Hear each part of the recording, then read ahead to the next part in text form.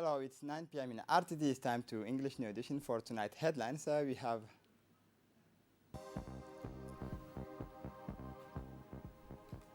the head of state chairs the 10th meeting of the Council of Ministers.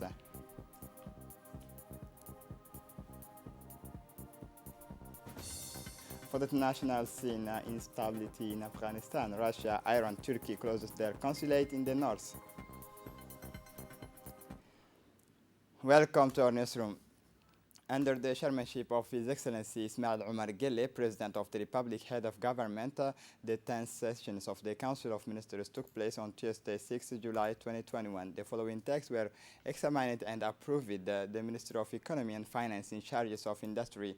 First question, draft law authorizing the Republic of Djibouti to subscribe to the general and selective capital increase of the International Finance Corporation. This bill concerned the subscriptions to the general and selective capital increase of the International Finance Corporation. Indeed, the decision to increase the capital of the IFC follows resolutions number 271 and resolutions number 272 of 16 April 2020. In accordance with the provisions of the IFC's Article of Agreement, the Governor of the World Bank adopted the resolutions to increase the available capital of the IFC by allowing each IFC member to increase its shareholding in the corporations by a specified amount. The capital increase are composite of general and selective increase. The general increase allows countries to subscribe to additional share in proportions to their existing share of the capital, and the selective increase allows countries to increase their share of the capital beyond their historical proportional allocation, thus increasing their relative participation and voting power. Thus, the Republic of Djibouti has chosen to subscribe to 270 additional share payable under resolutions number 272 and 791 additional share payable under resolutions number 271. The objective of this bill is to strengthen the voice and participation of the Republic of Djibouti in the International Finance Corporation. Question 2, draft law authorizing the Republic of Djibouti to subscribe to the general and selective capital increase of the International Bank for Reconstruction and Development. The draft law related the capital increase of the International Bank for Reconstruction and Development, and more specifically the general and selective capital increase of the BERD. The decision is to increase the BERD capitals follows resolutions number 664 and resolutions number 663 of 1 October 2018. In accordance with the provisions of the BERD Articles of Agreement, the Governor of the World Bank adopted the resolutions to increase the BERD available capital by a specified amount. The capital increase are composite of general and selective increase. Thus, our country has chosen to subscribe to 81 additional share payable under resolutions number 663 and 95 additional share payable under resolution is number 664. The objective of the draft law is to strengthen our voting right and to allow us to benefit more from this financial institution in proportion to our contribution in order to increase our financing capacity.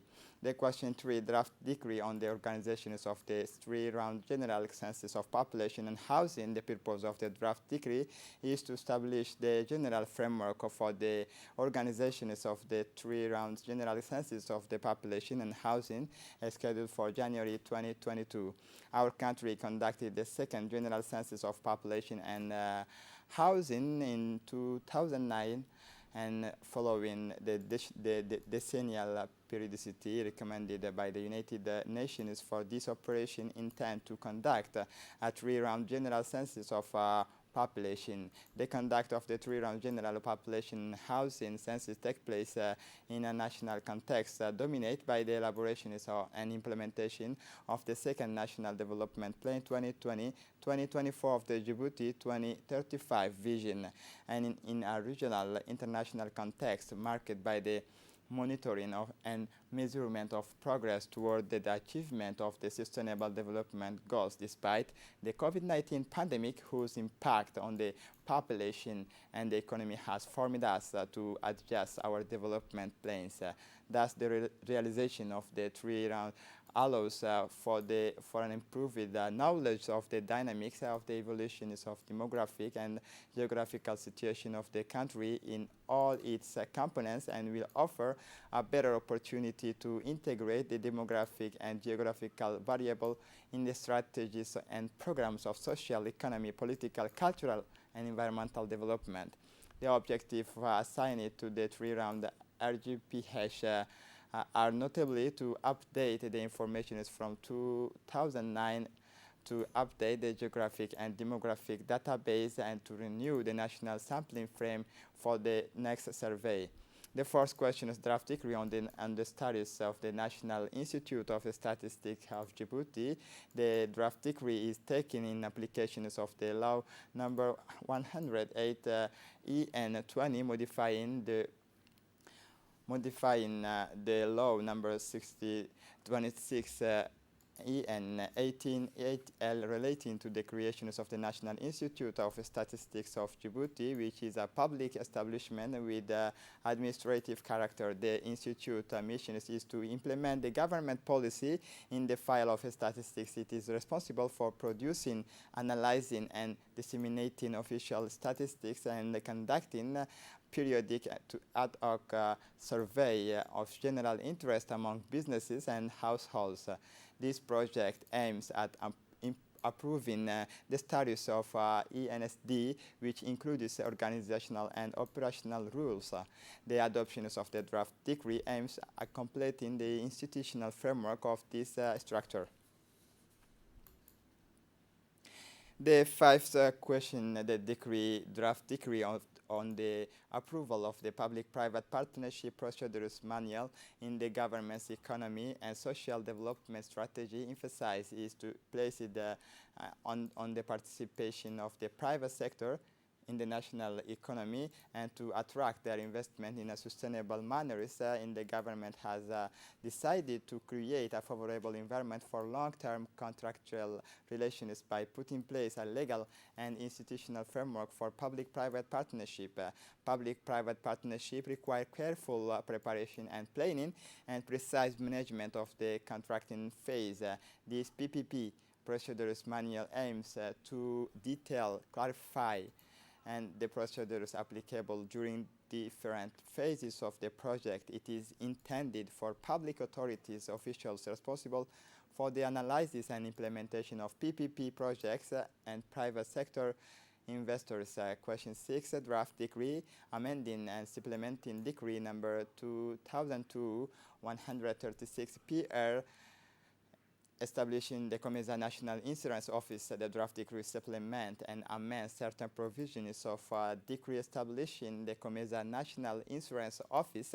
Regional integration is one of the pillars of our national strategy Djibouti 2035 to benefit from the large COMESA market and to become a logistics and trade hub. One of the levers for strengthening this integration is the traffic facilitation instrument initiated by COMESA countries to develop regional trade and cross-border transport.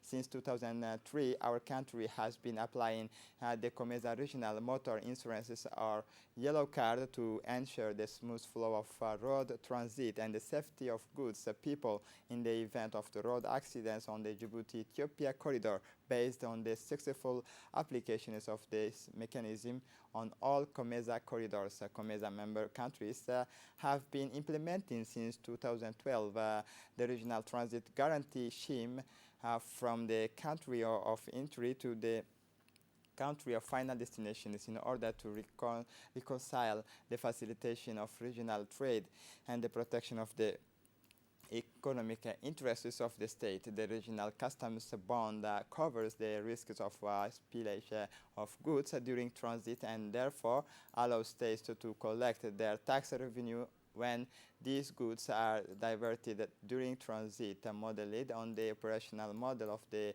yellow card, the regional customs guarantee is currently in force on the northern corridor, Kenya, Uganda, Rwanda, and Burundi, and on the central corridor, Tanzania, Democratic Republic of Congo, Rwanda, and Burundi.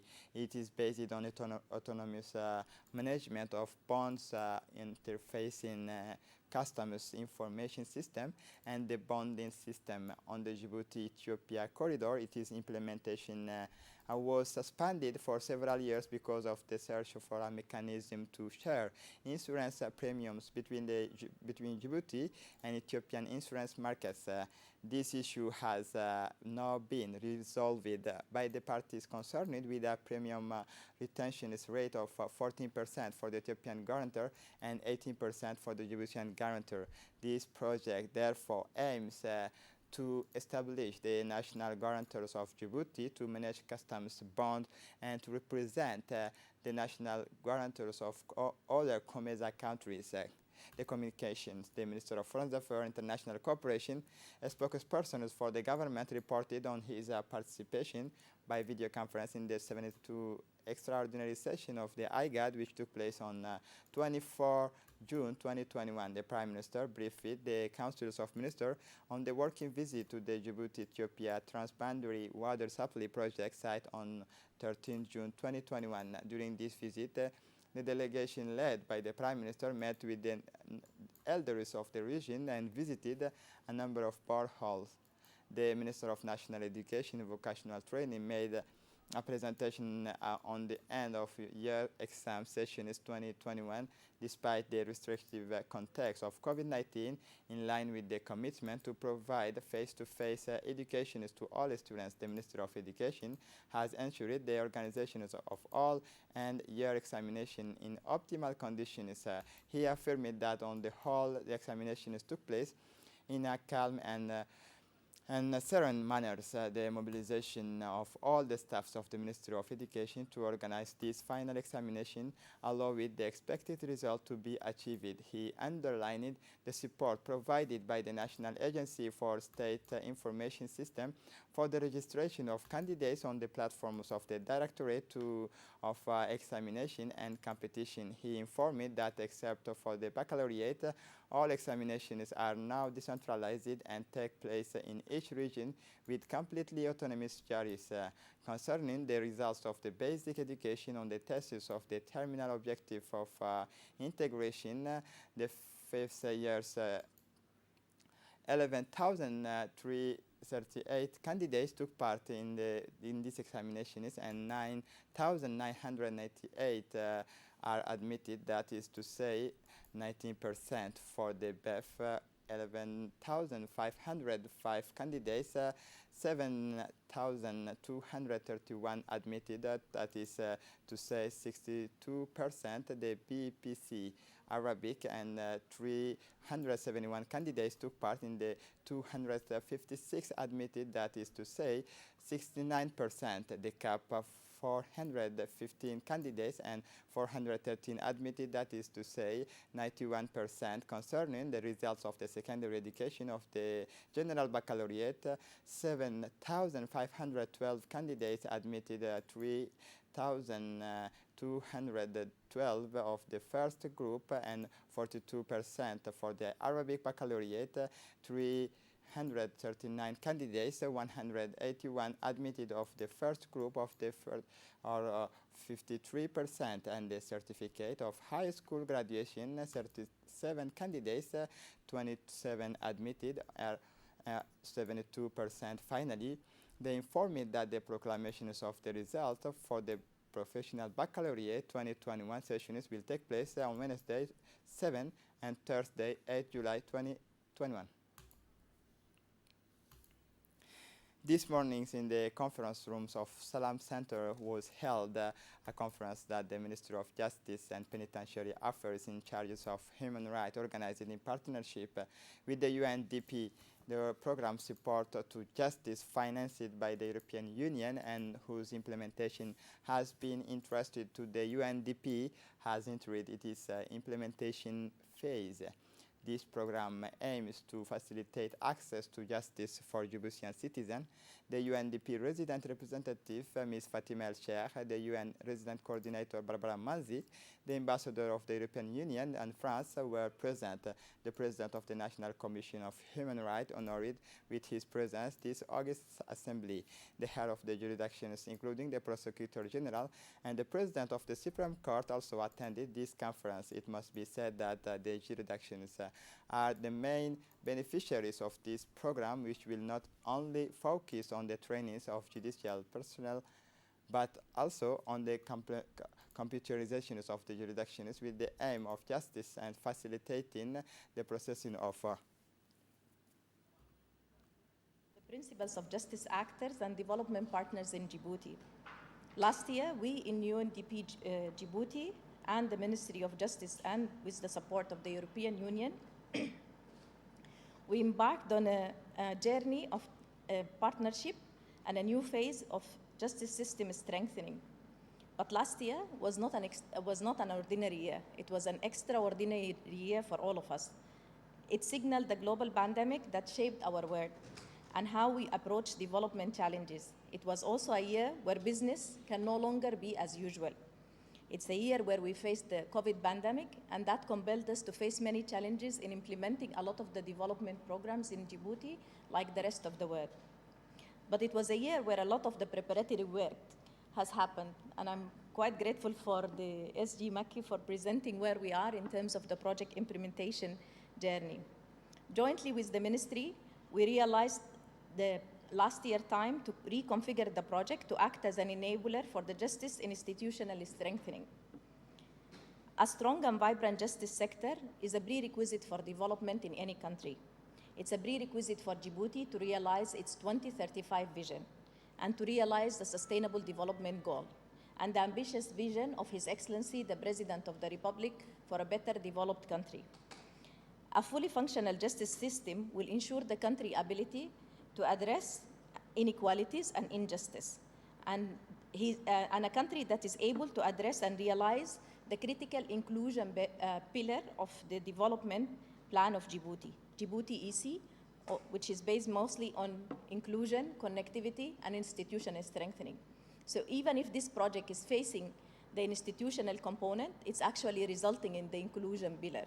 A successful project implementation will make sure that nobody in Djibouti is left behind in all the service delivery. It was also a year where the government of Djibouti has established the National School of Legal Studies. Let me try in French. École Nationale d'Études Juridicales. I don't know. I cannot say it correctly. This is a public institution, but it's not only a public institution. It's also an institution that will ensure ownership of the interventions of the capacity strengthening of the justice system. It's an institution that will ensure the success of the project capacity building and transfer of knowledge, but it also will be the column of the sustainability of UNDP intervention and partnership with the Ministry of Justice and the European Union support. I want to take this opportunity to salute His Excellency Minister Ali for the transformative leadership and success in this critical historical establishment of such a school in Djibouti. Hats off, Excellency. I think it's good to see that there is a national institution that is addressing the national capacity gap. The Minister of Justice, His Excellency Ali Hassan Bahdoun, spoke last and stressed that it is this desire to facilitate access to justice that motivated his determination to create court in the districts Dikil, Obok, as well as the town of Balbala. Many of our fellow citizens in the regions are discouraged by the means that must be implemented to access courts that are only in Djibouti. The objective is that this deconcentration continues so that all regions are provided with courts. Still in the framework of his contact tower after the Tajura region, the Minister of Interior, His Excellency Saeed Nuh Hassan, went to the region of Obok on Monday, 5 July. He received a wonderful welcome from the Prefect of Obok, Abdul Malik Muhammad Benoita, the President of Regional Council, Mohamed Hamad Ismail, and civil military authorities, parliamentarian, and of of course, the population of the Obok region.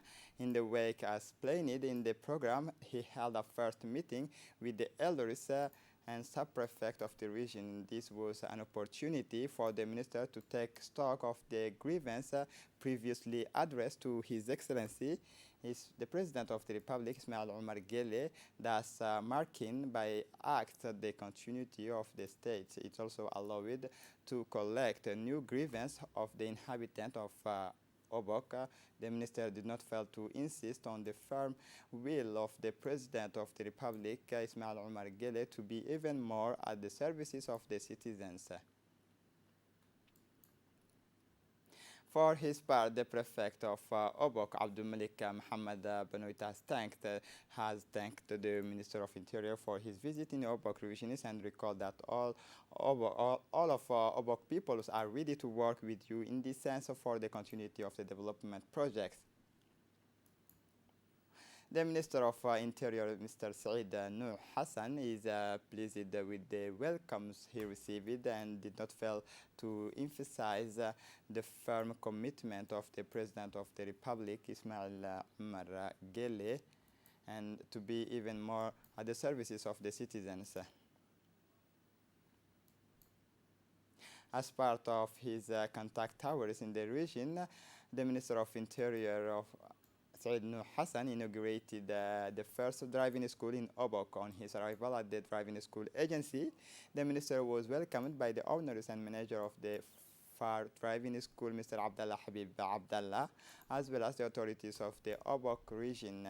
The main objectives of this driving school branch is to train safe drivers and to accompany them in the accountability of their actions. The opening of the local branch of driving school will be beneficial to the Obok people. Now more need to travel to the capital, no more incessant round trips.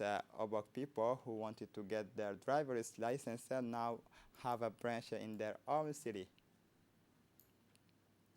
The Minister in charge of decentralization, His Excellency Qasim Harun Ali, started his towers of the region by Arta. The Minister of Decentralization, His Excellency Qasim Harun Ali, began his towers of the interior region on Monday, June 6, 2021, in Arta, welcomed by the Prefect of the region, Mohammed Sheikh Hassan, the President of the Regional Council, Elmi Bouh Koudade. The mission is led by the ministers received a warm and enthusiastic welcome from the local population. During the meeting organized with the actors of the decentralization in the summer centers of Arta, the President of the Regional Council thanked the minister for the priorities given to his regions while showing his confidence in him to help them meet with the challenges of decentralization. For his part, the prefect of the region, Mohammed Sheikh Hassan, congratulated the minister and wished him every success in his mission while assuring him of his best collaboration.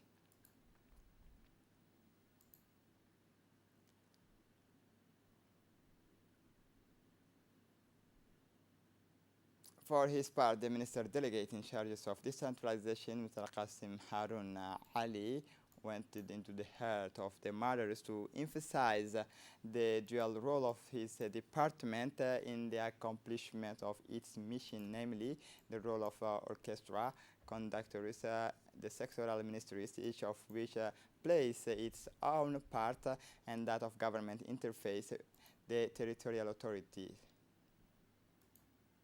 The Ethiopian Trade Ministers of Tourism and Culture, Hirut Kasso, accompanied by a strong delegation, including his Djiboutian counterpart, Dr. Hibo Mumin Assowe, Minister of Youth and the Minister of Commerce, Mr. Mohammed Warsama Diriye, the President of the Chamber of Commerce, Yusuf Musa Dawale, the Ambassador of Ethiopia, visited these Sundays at the summer training centers of Arta Sani Hill under the Ministry of Education and Vocational Training. The Ethiopian ministry was able to, the Ethiopian ministers was able to discover the Djiboutian handicraft and kitchens. On her arrival, the delegation was welcomed by the officials and the young people in training in this center. the Ethiopian minister is Hirut Kasso, who was able to discover the diversity of handicraft made with straw and local materials decorated with multitude of colors by the women of the region.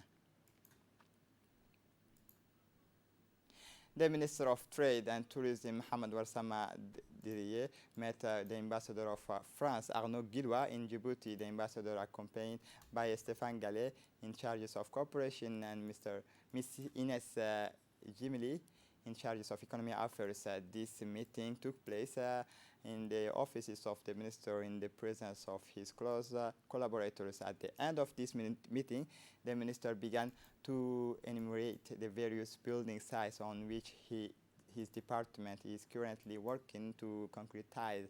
First, tourism was discussed and represent the most important point of the meeting. Following the 2018 tourism conferences, this sector has become one of the government's workhorses to fight against unemployment and allow for an harmonious and more inclusive growth. The Djiboutian community in Addis Ababa paid a heartfelt tribute to Ambassador Mohamed Idris Farah at the end of his mission.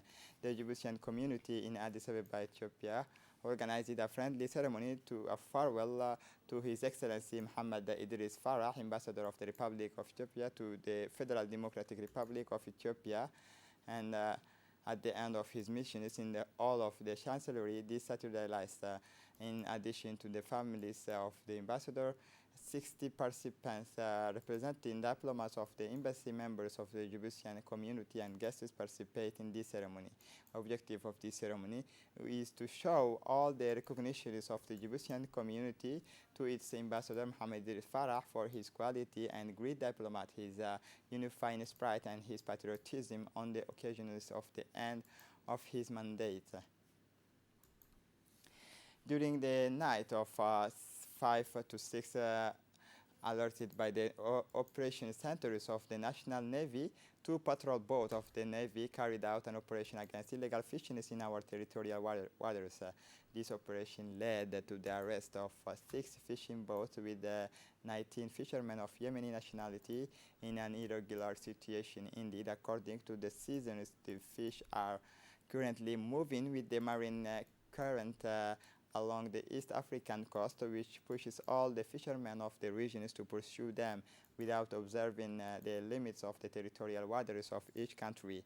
The surveillance system is deployed by the French Navy is composed of this semaphore, and that line is the coast of Djibouti, ensuring 24-hour surveillance of our maritime approaches. As early warning stations, they participate not only in the fight against illegal fishing, but also in the defense of the territory, the fight against piracy, illegal trafficking, illegal immigration, the control of maritime routes, and rescues at sea.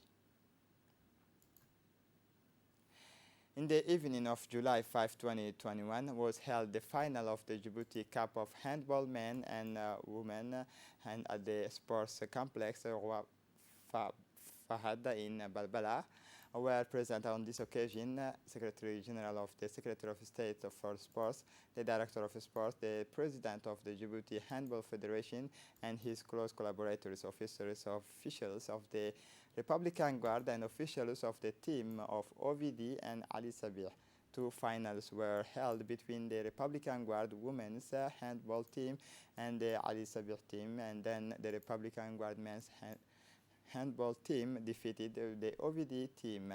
Despite considerable efforts of the female handball team of Ali Sabih and the fair play of the male handball team of OVD, the 2 finals were won respectively by the 2 teams of the Djiboutian Republican Guard, that is to say the female-male team with a score of 31-10 for the girls of the Republican Guard against the girls for the male handballers of the Republican Guard against the boys of the OVD. Then the trophy ceremony took place after the opposing team had faced each other on the file. Let's recall that this year is a historic season for the Republican Guards girls handball team because by the winning of the Djibouti Cup, the Super Cup, and the course of the National Handball Championship, the Republican Guard girls have achieved an unprecedented triple.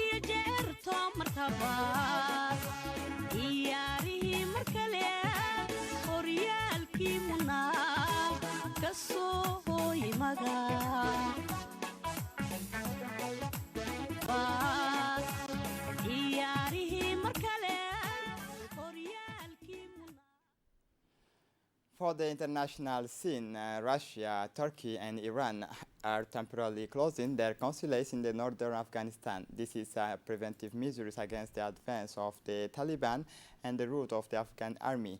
Since Friday, the foreign troops stationed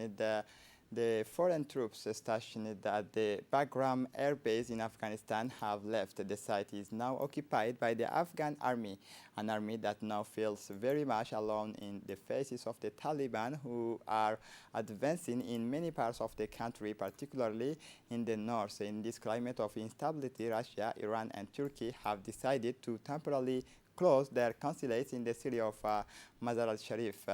Diplomats are being repatriated to the capital, Kabul. This is it for the news. Thanks for watching us. Have a good evening.